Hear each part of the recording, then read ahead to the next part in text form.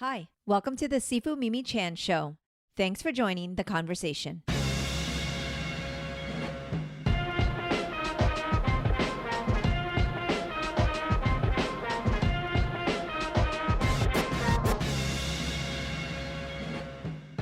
Hello, Olivia.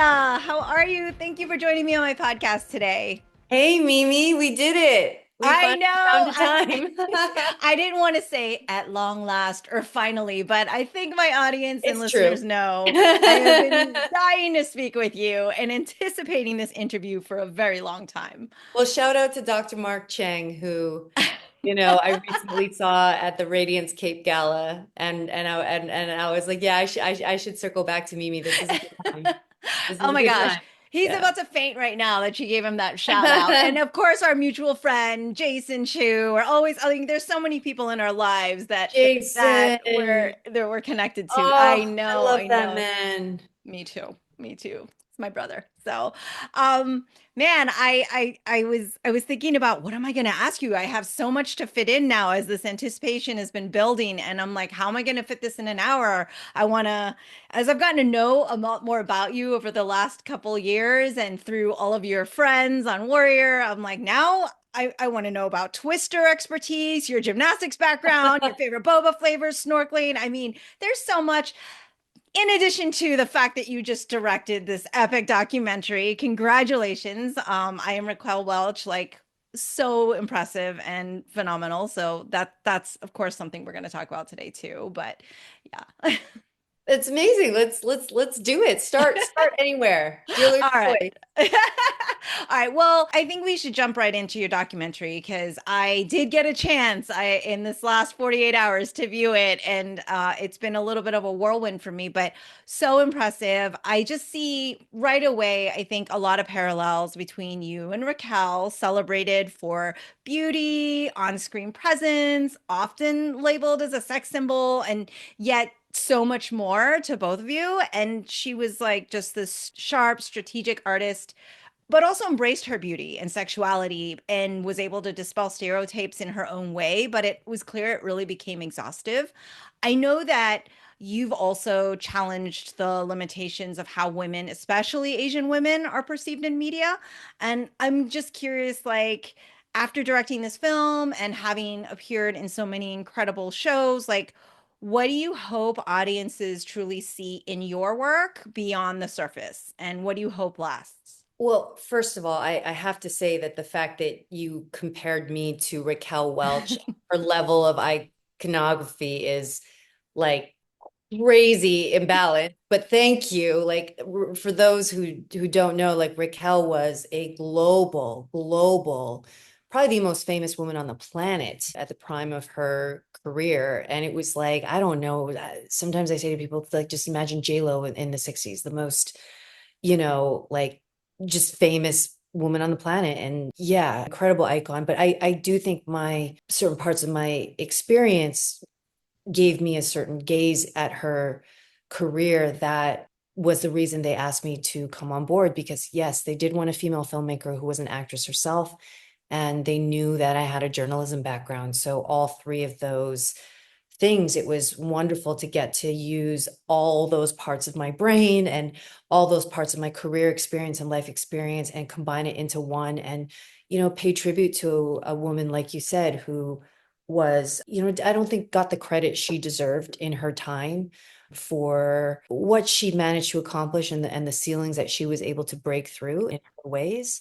And I've now forgotten the original question of all that. No, Could I you was just re-ask wanting the? to know what you hope audience take away from not just your directing, but the work that you do beyond the surface of, Olivia Cheng. She's this beautiful woman who, like I said, I see a lot of comparison between the two of you as I watched that documentary, and I just wanted to know like what you think or what you hope will last through, what we remember with your work as either a director or an actor, because I know you're still not finished yet. Obviously, you have decades more to go, but I think it would be really cool, whether it's I don't know how to say this. I think sometimes I just always want the opportunity to keep evolving. And always want the opportunity to continue to reinvent what it is I'm doing out in the world, or to refine, or to, course correct, or to just kind of keep growing. And what I do happens to grow in the public eye and has to interact with the public to happen. I hope within the roles that I take, like I still feel like in certain ways, I still feel certain confines and limitations for what is available to me, but within the roles that I do get drawn to, even if on the surface, of course, I see the similarities between some of the roles, and I'm like, all right, like the truth is I just can really check that box. If you need someone to play power, gravitas, authority, and intensity, like I can bring it. And so it puts me into like a certain realm where I think now I've done enough work where people are like, who could do that? Olivia Cheng. And it's a fine line, right? Where I think in some ways I have become a little pigeonholed, but within those parts, as I'm always looking for ways, even within those roles, to find different dimensions and different colors, or different things that could be unexpected, even if they're little moments. And those are my own little personal acts of rebellion within what I can do and what's available to me at this stage of my career. And Right. because so much is out of my control. I don't know who's writing what. I could be the right age for it, I could not be. You know, they might want a man, they might want a woman, they might want a certain ethnicity. Like there's so much that's out of your control when you're the artist. Hmm. So, when things align, I think I like I can't be doing what I do going for this result. But if the result is that someone who follows my career closely, and they can see that sometimes even within what look to be the same confines and thematic similarities between roles, that I hope they do see me trying to, like, box a different way within how I do it. Yeah, and it's interesting because you're mentioning these confines, and literally, I'm speaking to you on May 1st. This will drop in May, and it is here in the U.S. We're celebrating Oh my Asian God, American happy, Pacific happy API month. Yes, and I've been speaking at events already as of this morning to different organizations as a fellow activist like yourself, and one of the things I often speak about is this limitation, right? And what we see in the media and how Asian Americans are, or Asians in general, are portrayed. And on one hand, as somebody who's did have like a small moment in time where I was working in the entertainment industry, it was just very jarring. It was very difficult. And I see that there's still difficulties after speaking so many of your cast members. But like it was this whole, hey, we're moving in the same, positive direction. There's been so much progress. I talked with Jason about better, the Better Luck Tomorrow, and just how like far we've come, and is this the moment, and are we finally going to see Asian representation in a way that is as just humans versus, oh, this is an Asian role, right? And so I feel like we still have a far way to go. I was curious where you feel we are, because you're actually still working in the industry, have been pushing decade after decade, and it's like, where are we in your opinion in terms of Asian representation on screen or even in the media? I always answer that question two ways. First, I'll answer it statistically. And when I answer it statistically, the numbers don't lie, and the numbers can be a bit depressing, Mm-hmm. because in terms of major speaking roles, and I think I'm going to attribute these numbers to studies that Goldhouse released. Yes. And I think the Gina Davis Institute may have released similar studies. So it was one of those two that I read, or maybe they were quoting each other. I can't remember, but it was like 3%, of speaking roles. And I can't remember how exactly they broke it out. So I can't quote it well, Mm-hmm.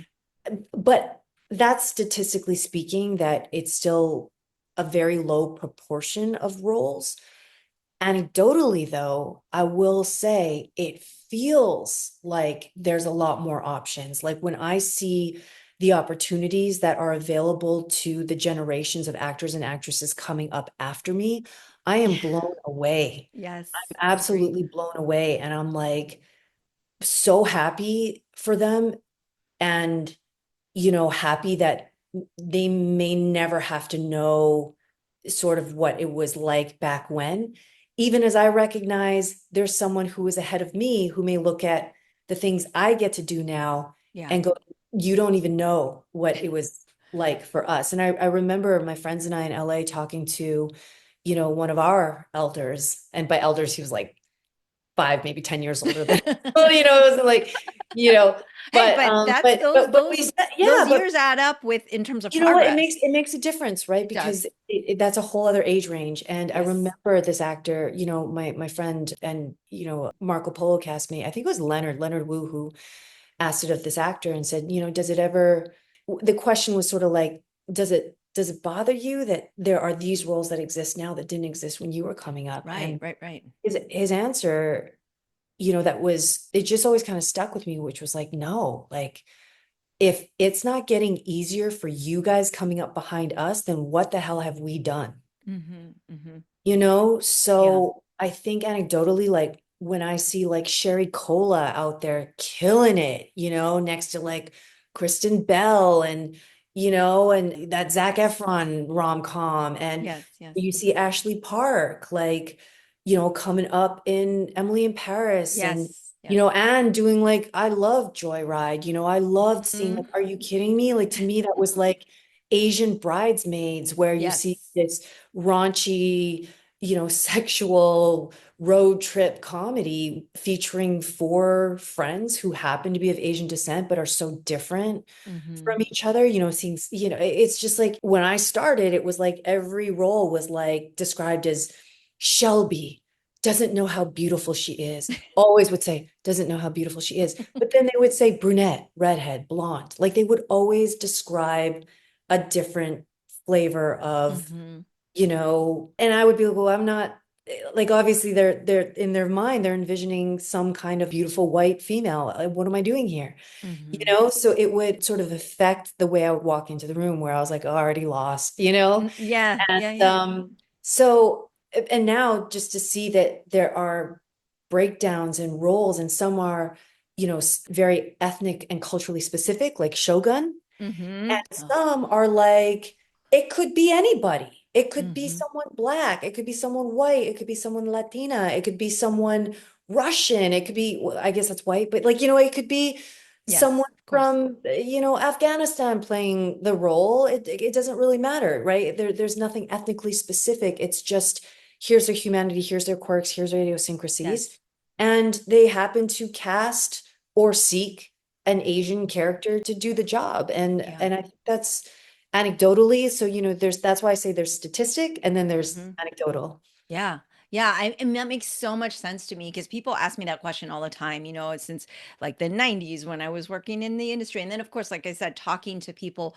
And when you scroll through the Netflix or the HBO or the whatever, it's radically different than decades ago, even 5 years ago. Just seeing like the fact that there are so much more representation, but statistically, you're right, the percentage doesn't lie and it is there. Yeah. And so the struggle is still there.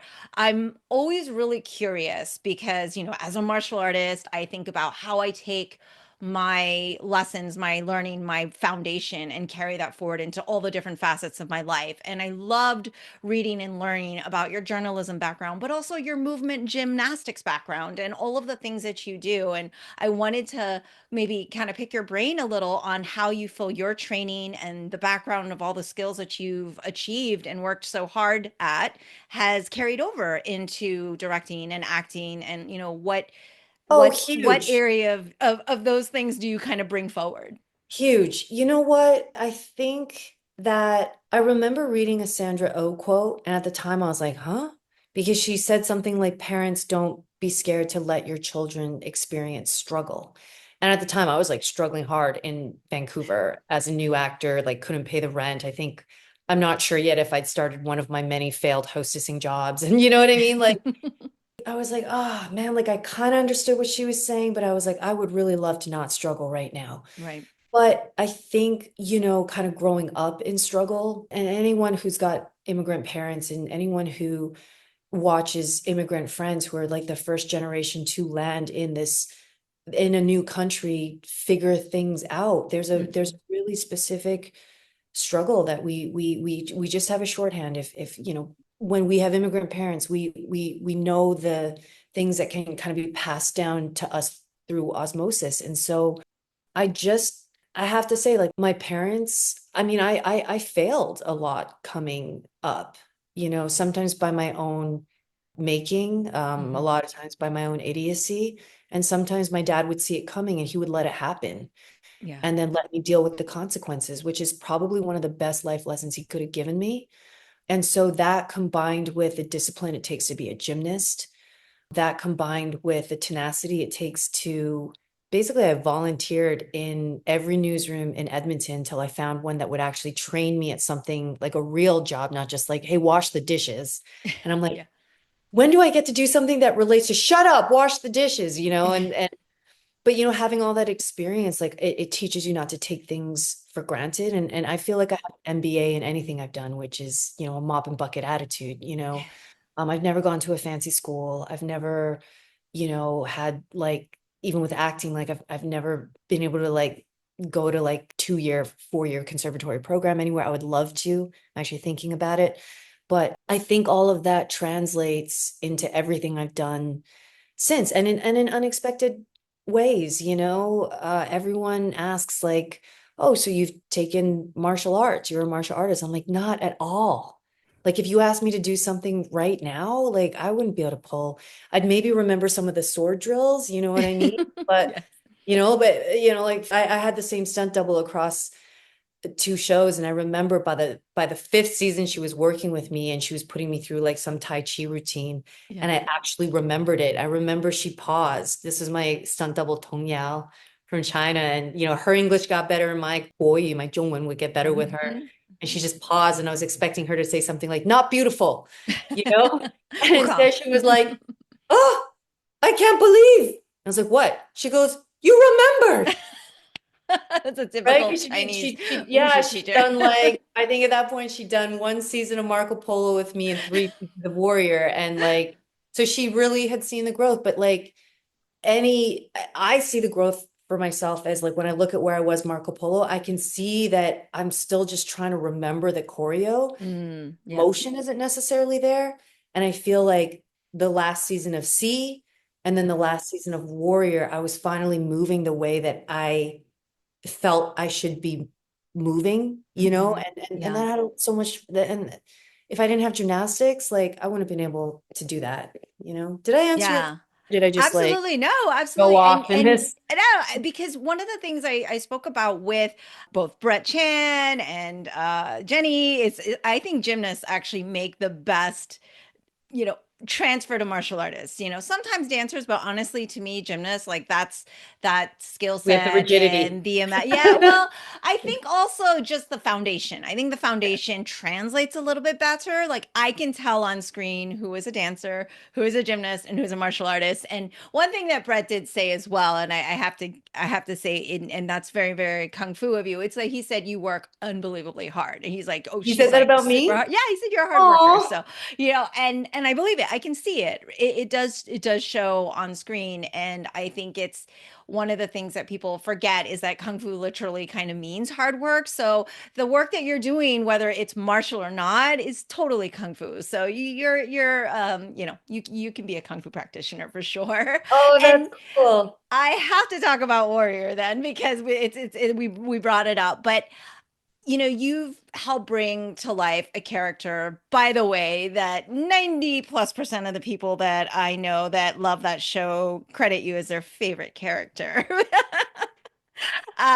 We all miss a toy so much, but you brought to get to life this warrior that wasn't just about breaking stereotypes but complicating them. You know, she was able to weaponize her intelligence and sexuality and strategy to survive basically a system and a world that wasn't built for her.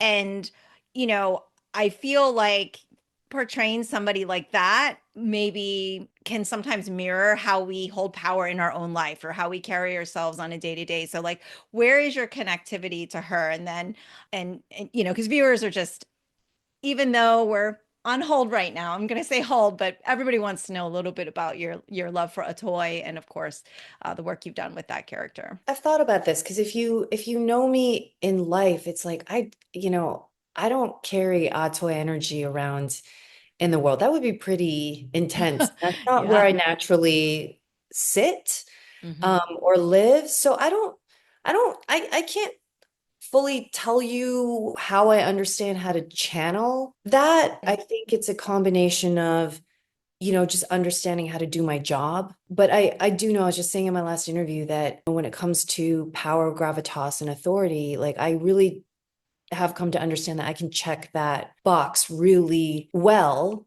So a character like Atoy, who is powerful both in her world that she's created in the world of Chinatown, but also in the way that she holds herself.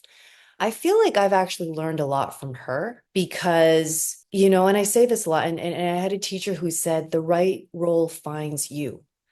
The right roles are gifted to you at the right time in your life. And I remember that Mei Lin from Marco Polo was a character that taught me not to fear or hate my shadow self anymore Hmm. because I understood that in a different time, these parts of myself that I thought were, frightening, or potentially uncontrollable, like the anger, the ability for violence, right? The shadow self. I realized like I have to let that out to play Mei Lin. I have to stop judging that in me and I have to let that part of myself rise up to meet her. And Hmm. then with Toy, you know, it was funny, like we kind of stumbled through it first because I remember Koji was kind of, I think didn't trust that, he can give this sort of like brooding energy without trying, right? Like Lee would kind of joke that like Koji, you can think of a ham sandwich and you're gonna look like you're brooding. And then with me, it was kind of like, I was trying to be this powerful, sexy madame, and I was doing like weird things because I didn't trust that just standing there, not doing anything and just being and trusting the makeup, trusting the hair, and just trusting the essence that got me cast in the first place was just enough. So I feel like Toy, and what I mean by I feel like she taught me something, because I had to find something in me that would rise to her level of power and poise. And I would notice things in my own life where I was like, how do I play someone like Toy? And then in my own life here, I struggle to set a boundary or stand up for what I want or what I need, or, like these are not there's a disconnect between these two qualities, yet it's the same person in both situations. So that's kind of, part of a little insight into my process with Atoy. But sometimes I feel like, yeah, your character teaches you something Yeah, as you 100%. struggle to, yeah, as you struggle to figure out how to make your version of them authentic, to the viewer's experience of interpreting them. Yeah, well, that just shows what an incredible actress you are because we were all like, she was born to play a toy. And those of us who don't get to know you on a personal level are like, wow, she must be so intense in real life. Yeah, yeah, yeah. You just stand there. You come, let me tell you, every time you came down that staircase, ah, I was like, what's she going to be wearing? But also just how you wear it, right? It was just, yeah, the role was definitely Well, meant for and you. a lot of that, like for any audience members who have taken improv, a lot of that was just status games. Yeah. It was just being a craftsman in the sense that you're just pulling out tools you've learned as an actor. And, when you play status games, it's stillness, it's Hmm. speaking slower. And then also the wardrobe I had really affected the way I moved. Like I had to walk slow because the floors were slippery because Hmm. they wanted Toy's brothel to shine. So Hmm. those Hmm. floors were shiny. Everything was shiny, but that meant it Oh, was okay. slippery. And I was like, for God's sake, can we scuff up the floors? And they never would because they wanted the look. So I had Right, to right. walk very slowly. Those dresses were not functional. They were purely for beauty, but Yes. it affected the way I walked, right? Ah, okay. All those little things that, build that character. And so it takes a village to create a toy. I just get a lot of the credit for it. Understood. I think you're being very modest there, but I would imagine myself just tumbling down those stairs on the because I'm Oh, sure it there was happened. heels. Yeah, it happened. Just thank goodness for my cat-like reflexes that I caught myself on, but by season three, I'm like, I just want one of the men who thinks it's a good idea for me to fight on these cobblestone in heels. I just want one man here to wear these stilettos for 1 hour, just walk around for 1 hour. And I want you to know I have been there whenever I did stunt work. I'm like, really, guys? Like, you get to wear that, and I have to wear these stiletto boots and then kick while wet in the river or whatever with a wig on that's down to my waist. I'm like, do you know how heavy this is? So, 100%, I am with you on that. The guys need to kind of feel that pain. As of course, like I said, we are kind of amidst AAPI Heritage Month. I wanted to also mention for Warrior in particular, I actually spoke about this at my one of my keynotes today. And like this show, while it's historical fiction, really gives a lot of viewers a first glimpse of Chinese American history through the lens of course, fiction, but like it's a big deal, and it's a big deal for representation, but a big deal for those of us who didn't get to learn Asian American history. And I know that you've been such a supporter, thank you, by the way, of a lot of the advocacy that I've done here regarding Asian American history and Asian history to be taught, right, to all of the generations, like you said, not just for media representation and for those that go beyond and come after us. But for me, I was so embarrassed because I didn't know any Asian American history, and as an adult had to learn all these facts that made me feel like, wow, I'm really ignorant. And what does it mean to you, especially as an activist, because you do such incredible work and volunteer work as well, like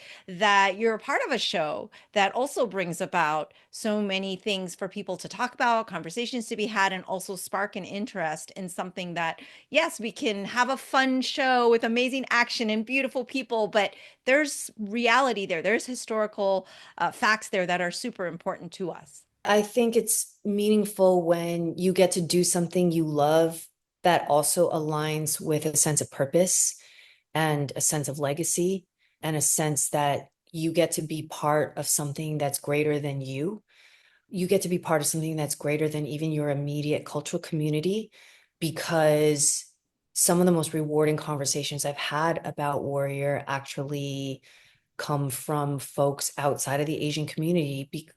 I've been recognized from all kinds of cultures. And, I remember there was a Greek fan who was like, this reminds me of the riots that happened here. Like, I'm here shooting in Toronto, and I guess there were some riots around the Greeks in this city. I'm not sure at what point in this city's history. Yeah. I think whenever you have something that's so specific and well portrayed that it's universal, it's a really beautiful thing. And I've been, questioning this idea of like, what's, with this next chapter of my life, like what's the most important thing I want to be building? And of course, yeah, happiness, joy, peace, and all that. And I'm like, okay, but I think it's like, purpose and living my life with meaning, no matter how big or small my career goes from here, like how do I stay engaged in the things that are important? And I think Warrior is this like very crystallized chapter of my life that I have a feeling is just going to be that.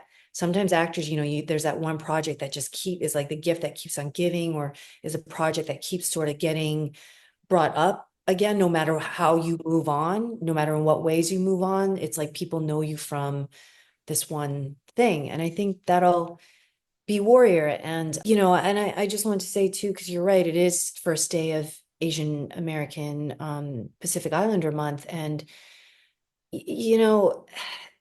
I have to shout out to the Filipino community, especially being from Vancouver, and they over the weekend were celebrating their history, Yes. right? With the Lapu-Lapu Festival and the tragedy that happened there with a driver driving at high speed and, I think hitting over, I'm not sure what the final count is, but 11 dead right now. And I Yeah. think a couple dozen still in hospital. Hmm. So, and I think moving forward, I bring that up because, obviously my mind is in Vancouver. A friend of mine lost his wife who, a costume designer in Vancouver who I worked with 13 years ago. Yeah. And they just had like a gathering for her last night. And I couldn't be there because I'm shooting here. And just so many friends in the Filipino community affected. Yes. And it breaks my heart because they It's were celebrating heartbreaking. their culture and their Exactly. heritage and sharing it with the greater community, you know? So I think one thing, as we are on this topic of Asian heritage and being part of projects and, you know, celebrating each other in our efforts to get our stories out there is, Hmm. you know, I've been thinking a lot about just wanting to make sure that as a Chinese Canadian, yes, I have my lived experience, and with whatever platform I have, I really moving forward want to learn so much more about the other Asian cultures that Yes, exist outside of Chinese culture, you exactly. know, and that I think it's in a, you know, I'm light-skinned East Asian. I recognize that, you know, when Hollywood thinks Asian, a lot of times they're thinking like Chinese, Japanese, you Hmm. know, maybe Hmm. Chinese, Japanese, 100%. Korean, right? And like we've got our like Southeast Asians, we've got our Yes. Central Asians, we've got our South Asians, we've got our, you know, like we've just got so the Asian diaspora is just so much bigger than, you know, like Yep. We are one not a monolith. ethnicity within. Yeah. So, you know, I don't know. I'm in a rambling philosophical mood No, I love it. I today, love it. but This is you know very what I mean? typical for my podcast, so you're good. Yeah. Yeah. But, you know, and just like moving forward, I don't quite know how, you know, that's gonna be done. I don't know what it means or looks like per se all the time to show up for, you know, everyone else in the community outside of your own immediate culture.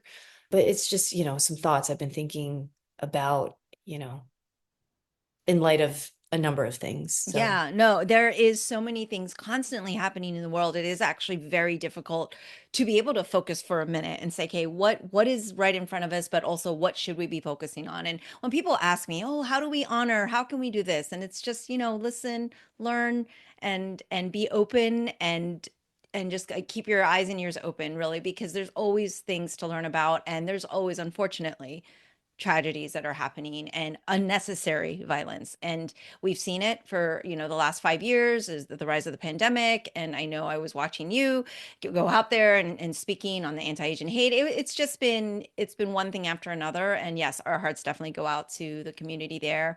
And hopefully they can find some healing and in any way that people can support. A lot of people often ask me in terms of advocacy and volunteering or donating, what's the best way? And I'm like, it's whatever you're capable or able to do. And that could be very bite sized. Like, advocacy doesn't mean you have to give up all of your hours of free time to then go out and do these major, crazy, big acts of heroism, right? It could just be something very small, something personal, a small donation. So, like, everyone can contribute. And yeah, I think a lot of times we think too big, like, well, we need to do it's all the overwhelming. things. It's Yeah, it can be overwhelming, right? And overwhelming. Yeah. so just even you mentioning and bringing up the community and having a moment to think about it, like those things are enormous, especially from someone that people respect and look up to like yourself. So like these are the things that matter. These conversations are important, and I think those things all build on one another. And really appreciate you doing that, of course. And before I wrap up the warrior segment of this, I just wanted to say I spoke to Langley recently and Brett, and I have Slangers, all these guys on the Brett. show, and they Oh, I are miss those not guys. giving up hope. Oh, I love So, it. Yeah, what Brett's is your hilarious. what is Brett, Brett your is what do you want to say to Warrior fans? Like, is it over, or are you just we not stop believing like Langley?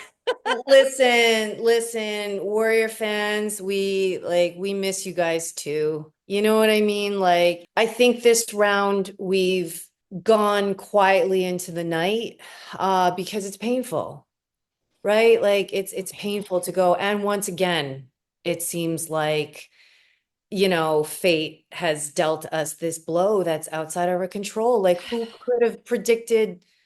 I mean, we knew that a writer strike was coming, but the magnitude of it, that it was a historic writer actor strike combined Mhm. with, you know, the rise of AI and, you know, in response to the strike, that productions were cut anywhere from 30 to 70% per studio. And, Mhm. you know, we're still struggling to recover. It's, you know, so when I hear that Langley and Brett are not giving up, that that sort of gives there is a part of me that obviously like it like maybe like a long lost lover, you hold a torch Yeah. or something, you know what I Yes, mean, yes. and you If hope they it'll call come you back. back, you'll The come back, pilot light but is always ready to be turned on, and who knows, like maybe like it's a return and Atoy's like 73 years old, and and it's a looking reboot, back at and her life, yeah, yeah. and and the new Atoy to like play some like flashback reboot hasn't even been born yet. You know what I Yeah. mean? I don't know. I don't Hey, know that. I anything can mean, happen, look, movie I magic, will movie say this, magic. like I 1,000% guarantee you that if some miracle were to happen again, like of course the cast is here for it. Yeah.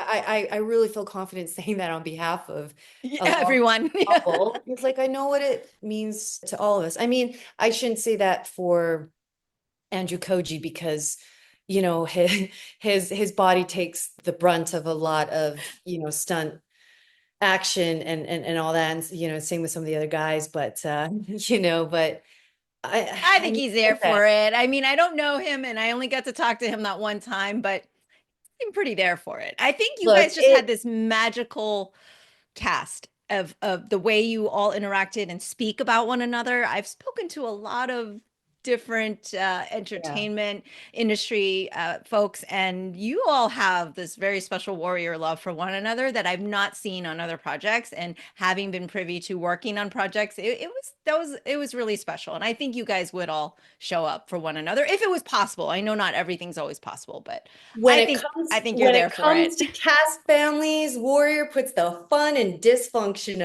We are here for it. I love it. I love it. That'll be a good quote. All right. As a director now, I know you directed a short film, but this documentary is a huge undertaking. As somebody who has directed one documentary and have done the film festival circuit and took years off of my life, what was that experience like for you? I mean, I look back and I'm so proud of that project. I'm so proud of going through it, of challenging myself. I mean, there were times where I you can't shut your brain off when you're trying to process that amount of archival material. Like Raquel Welch was started to become famous from the time she was like 15, 16 years old. So the Hmm. amount of her life that was documented in the public eye, I'm pretty sure I've seen everything, but I wouldn't be surprised at all if like more came up. But Hmm. I know her face so well now that I can be like, Raquel Welch, 1967, circa, oh, that's her in Kansas City Bombers. That's her from, Bandolero. That's her from 100 Rifles. Like, I just know her filmography, her face, her eras Yes, so, yes. so well. And yeah, there were times when I was so stressed out because, usually a documentary that length, I found out afterwards, would take usually 2 years to do, and you would might get like 4 to 6 months to do what's called a paper edit. I didn't Mm, have that time. I also had an incredible team, right, right. of support, which for a first time documentary director is almost unheard of. So I'm very grateful to the network entertainment team because, I had a creative director, I had an Oh, amazing. archivist, I had a story editor, I had an editor because as I Yeah. was processing material and then turning the interviews around, I had to hand stuff off to my amazing story editor, Tammy Gabai, and my amazing editor, Georgia, and my archivist, Joanne Pearson was helping with all that, and Jim Strongman, and so it was a real team effort. It was like a fast moving train that you just kind of had to, run next to and like jump on. It felt like times, and but I also felt like kind of a duck to water in a way Okay. because I could look at things and listen, she wrote a memoir, and so she kind of gave me the roadmap. Okay. Okay. She it was clear the themes that she wanted to be heard on. Right. Right. And the format of this is a tribute documentary. So Hmm. there were parameters that I had to play within. So I just sort of used her own roadmap, and there was so much archival out there Hmm. to support what she was saying in Yes. her Yes. own memoir, that took a lot of the guesswork away, because Hmm. otherwise, where do you start? Right. Yes. I just Exactly. started with her Exactly. own words because I'm like, I want to give Raquel I want to make her number one on the call sheet again. That's my job. It's my job to make her the center of a feature project again, because I think that's what she would have loved. I think that's what she would have wanted. And I think that's what she deserved. As challenging as moments were, as out of my depth I felt in certain moments, it's just one of those things where, it's sink or swim. And I figured out how to swim. And I'm so proud of where we landed at the end of the day, because her story has so much depth to it that I don't think she was really ever, received the proper credit for. And I think that, yeah, I think she's a really fascinating story. And again, in the same way that I was saying that sometimes my characters teach me something about myself, understanding her story and understanding the time in which she came up, like I learned so much. Yeah. And I think it sort of made me think about my career in a different way, sort of examining, some of the things that she talked about, that I was like, okay, it's food for thought for sure. Hmm. Yeah, I learned a lot because, of course, I didn't know anything about her other than the fact that she's this beautiful woman. You say her name, Yeah, you and you know her almost by her immediately image, you but know what you she may looks not know her like. But story. I have Yeah. no idea. I didn't know she was a single mother. I didn't know that she went over and did the shows with the troops. Like it was in my head. I'm like, oh yeah, yeah, with Bob Hope. I think I remember something about seeing her. But you don't really get a sense of who anyone is unless you get to see a documentary or get a little bit of context or read the memoir. Yeah, or that she successfully sued a studio in an age discrimination lawsuit that transferred across industries. Like she changed the legal game with her standing up, changed legal precedent for people across industry who had to reference a case that was successful Mhm. And when it came as to a documentary discrimination. filmmaker now, what do you, because I know it's very hard. You close your eyes and like you said, you're seeing Raquel Welch, you know what era and all that. I mean, honestly, if there was something to be fixated on, it's nice that you have something so lovely because I'm sure if you're doing like, a World War II documentary, it can be really grim and you've got nightmares. So it's lovely that you have her on the mind, but I know it is a 24/7 endeavor and you're just constantly like waking up in the middle of the night. Oh my God, there's this edit I thought about, or there's this photo I want to add in, or oh, I think we should take this out. Like it's always on your mind till it's done. What Yeah. is your How do you step away from that? How do you pull yourself out of that mode? Because, this is probably just me selfishly asking because tend to be a fixator and I know what it's like to work on something so involved. You know what? There was a moment where I sort of felt like I fell off a cliff in the process Okay. Oh because no. I was so in it. And I mean, I think I was like easily, 6 days on, and I would really try to take like Mm, one day off. And then right. suddenly, I would say 90% of what I had to do was complete. Hmm. And now I just had to let the rest of the team do their part in post and then just come in for notes. So it wasn't finished, but that sort of breakneck pace which just suddenly was done. And that's what I mean Yeah. by just like I just sort of, and so there was definitely a period of adjustment. I think what helped it a lot is, I also have the acting side to take care of. And so at one point, I think part of what was so breakneck about it was I was promoting Warrior going to Netflix at the same time. And Okay. So that felt was like I had, simultaneous. oh yeah, so that period was a lot because I was promoting, like the Yes. cast, we were ourselves running our own press junkets Yes, you and were. and like getting ourselves seen out there. And we did phenomenal, if I must say for Yes, ourselves, like, you like, did. right, like who got us on Create MSNBC, and and like it creating was, content and just getting putting yeah, it it was, out and it there. was, You were yeah, doing you could all of see that. everyone's style, you could see everyone's like So much fun. personality So coming much fun. out. And so, so it's not like I'm just a director or just in documentaries, right? Mhm. Like I had other things that then, okay, now that this is done, this is sort of calling, or it's also okay to take a break. And I Mhm. was also like happy to let my nervous system sort of calm down. And then I took myself to Vietnam over Christmas to kind of, Yes, with yeah. Perry. Well, he happened to be going too because his wife's Yes. Vietnamese. Yes, yes. So it was their first time back since they got married in Vietnam. It was like their first time back in 20, Oh, 25 years or something like that. 20 years, I okay. think. So yeah, we just happened to be going at the same time. And so Oh, yeah, amazing. yeah, I met up with him in Hanoi. Hanoi. Okay. And yeah, and we had a great time, Of Moira. course you did. I mean, you can't not Yeah. have a great time with Perry. Yeah. And Mora and Sasa are cool too. Okay. His wife Amazing. and Mora had like the itinerary, Oh, and she was super tapped into like the yes. dancers and artists there. So I just like went along for the ride, and You're like, yes, and please. then just tagged along with the young family, and Isn't the you food know amazing it's and the so flavors in cheap? Southeast Like, Asia. Yeah, you're it's just like, wait, I'm sorry, this is $3 US? What? I'll have yeah. four. Yeah, so going to Vietnam was like a bit of a reset for me. Okay. Yeah. Just to be like because I was like I haven't traveled to travel Right. Traveling just for work isn't in travel. years, right? Every like I really realized I'm like I just want to lie on a beach somewhere and do nothing and just Yeah. read a book and drink coconuts and Yes.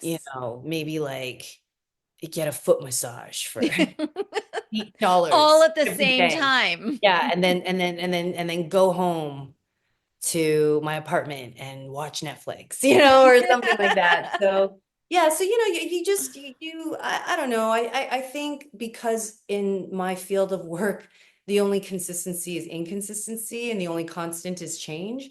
You have to sort of recognize when you need a break. You have to sort Yeah. of recognize that self-care can look really different in different moments, and you have to listen to what you need at this particular time. So yeah, like winding down from that project was definitely a process of its own. Absolutely. Yeah, I mean, this sounds like a very wise and evolved Olivia. I'm sure like a decade or 15 years ago, you might have been like pushing through and trying to, I don't know, you tell me. I mean, where I has mean, I that was still changed for doing you? some Were of you that. like Yeah. a little bit more go, go, go and maybe not as in tune with yourself as you Oh, are now? Or absolutely. A hundred percent. Like, I didn't understand burnout. I didn't understand. I know so much about cortisol now. yes. I know so much about circadian rhythms and sleep Mm, patterns, and mm-hmm. how if your stress hormones are too high, yeah, you're going to wake up every night, and then that's going to put other things out of whack, and Yes. other hormones are going to go out of whack, and then it can start to affect your digestion, it can start to affect your skin, it can Yep. start to affect just your sleep quality, and it just really can snowball. And it was really Marco Polo, I think, that I sort of hit like an emergency moment Yeah. around understanding that the pace I was going, and it was probably the first time after Marco Polo that I sort of understood that I was a workaholic, Ah, okay. which is one of the more accepted, I don't want to say addictions, but you kind of get praised for being a martyr when Oh it comes to yeah. And busy. good And job. You work so hard. You yeah, just like don't know when to stop. You and get it yeah, done. I yeah, understand. I feel you there. but for sure, like we're in this sort of culture that, like rewards you for busyness. We're in this Yes. culture Yes. that rewards you for being like, oh, I'm so busy, Mm-hmm. and Mm-hmm. maybe guilts you for like I now follow like the nap ministry. And like now I'm such a, proponent for like sleep and rest. Mm-hmm. And Yes. this year I'm really trying to be okay with being boring. I've been Yeah. reading a lot of stuff on Instagram where it's like, be okay with being boring, being okay with, Yes.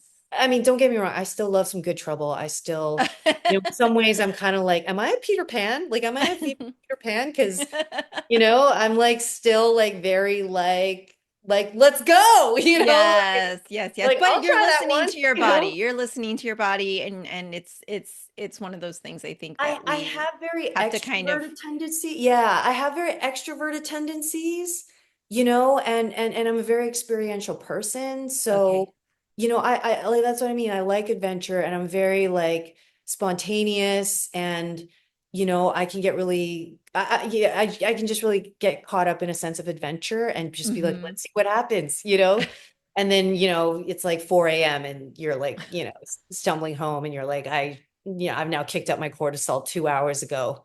And, and I'm going to pay for this, Yeah, that's the uh, problem is as time progresses, it's inevitable. Your body will be like, yeah, no, you think you can get away with this till, yeah, like you well, said, you and crash or you kind of go off the yeah, cliff. and that's the thing. I think I also want people to understand that, with age, I just think you just sort of recognize it. But like, if you're listening to this and you're in your 20s, don't think that you're out of the woods.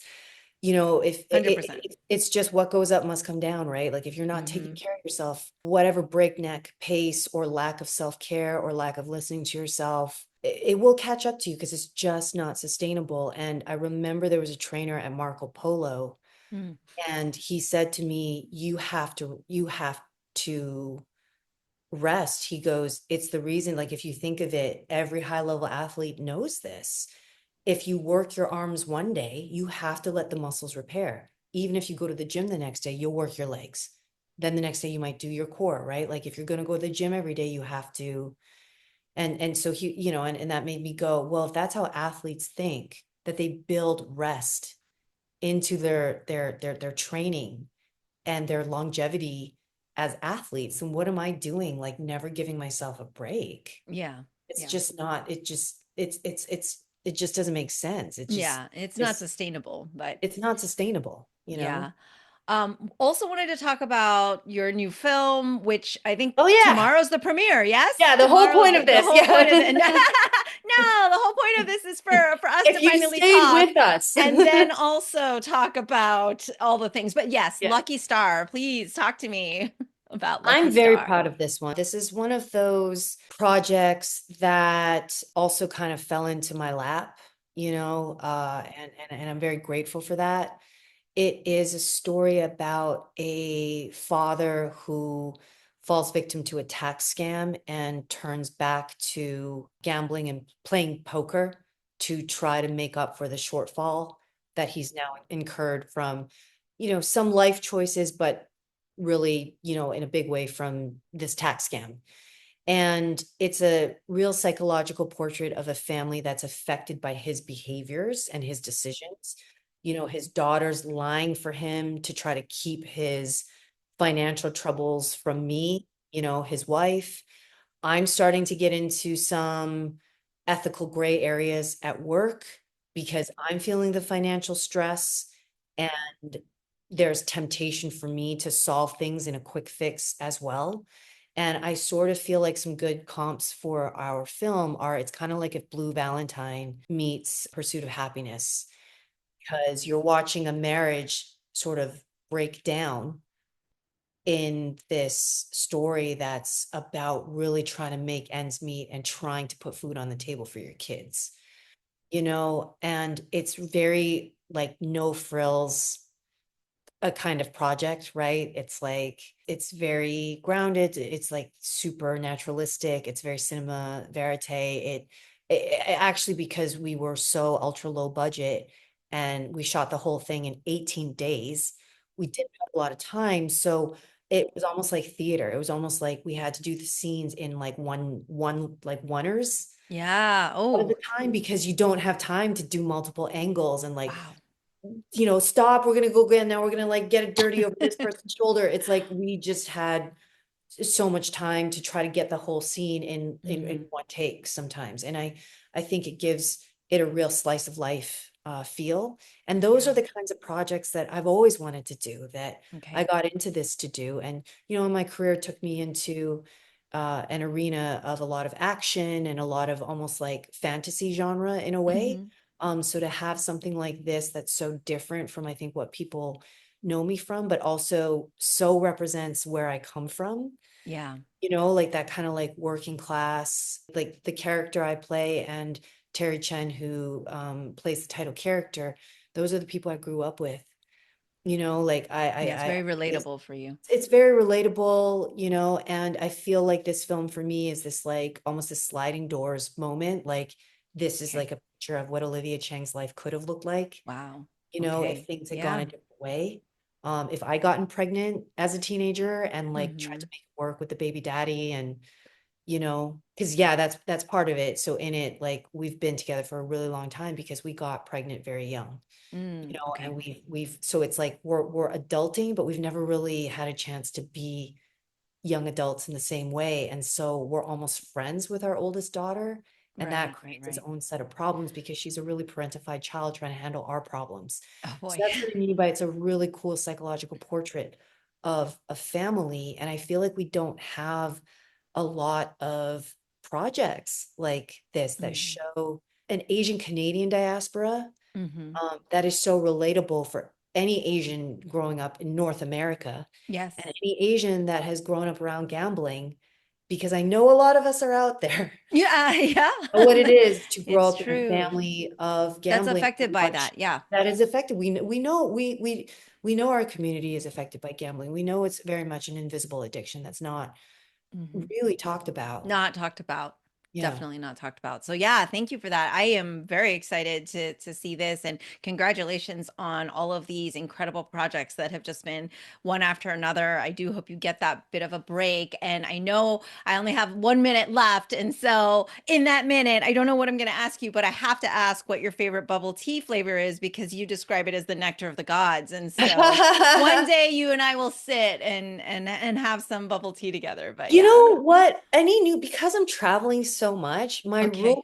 now is I start always with original milk bubble tea. Okay. Let's see if The you can make it. Jamaica, Let right? me The see how you original. make the original. Let me, Oh, so then can you have you a do, comparison. yeah, if you can do the OG one well, right? Then let's talk and like start. But I don't know, I switched. I really was into tarot for a long time until I Okay, started to go, okay. wait, what's making it purple like that? So now I try to go for like, yeah, there's this one in Vancouver that they use fresh ingredients. Okay, So there's a nice. fresh tarot one that I really like in Vancouver. But I also, I've been really into like Thai milk tea lately, which I know Okay. is just like, Woo. straight shooting Yeah, to I couldn't take your that one. I veins. wouldn't sleep for Yeah. days. You're talking about Yeah. cortisol and all of that. Yeah, yeah. I But you can't know do what? the But caffeine sometimes, too yeah, and and the sometimes sugar. I just like, yeah, or sometimes like I like a hoji cha, Hmm. when Hmm. they bring in or like and adding grass jelly and Okay. but yeah, I'm kind of like a basic bubble tea. Let's say a basic bubble tea bitch sometimes. I Start with love the it. original. Can you do that well? Is it chalky? Is it the right, is it creamy or is it too runny? Hmm. Hmm. Hmm. So it's got You know, there's a are the lot of bubbles like chewy soft or are they a little too al dente? You know what I or mean? Like, slimy. yeah, right? Like, Mm, let's see yeah. how you do the original and then we'll talk. I love how passionate you are about boba tea and I bubble love tea. It's bubble tea. me too. I am with Yeah. you. I am with you. And so I hope this isn't our last conversation and that you'll come back so we can talk about all the fun things that I also saw in your press kit. We'll talk Twister and snorkeling next time, maybe for our listeners are like, what is she talking about? But you are fabulous. I adore seeing your work and I can't wait. Yes, I can't wait to see you in more things. So thank you so much, Olivia Chang. Great to see you. Have a lovely, lovely day. And we will list all the things for everyone to watch and follow you on. Amazing. Thanks, Mimi. Go, Olivia. I'll talk to you soon. Okay, bye. That's all for today's episode. Thanks for listening to the Sifu Mimi Chan Show. Please subscribe and rate my podcast on your platform of choice and leave a review. You can become a patron of the show at patreon.com/Sifu Mimi Chan to help keep this podcast going. Follow me and interact on social media at Sifu Mimi Chan on Instagram or Facebook.